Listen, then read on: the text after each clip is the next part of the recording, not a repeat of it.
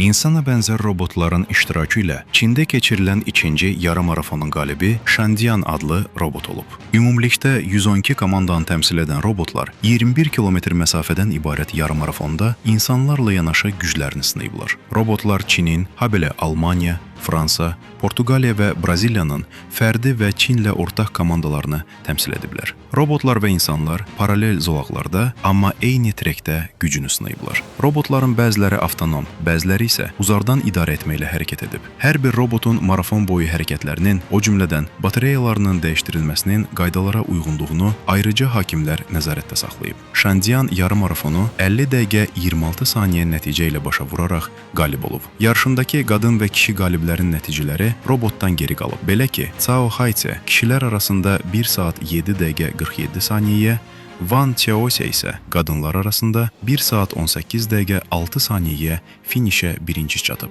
Qeyd edək ki, Çində insana bənzər robotların iştirakı ilə yarım marafon ilk dəfə 2025-ci ildə keçirilib. Həmin marafonda Tiangong adlı robot 2 saat 40 dəqiqə 42 saniyə göstərici ilə birinci olub.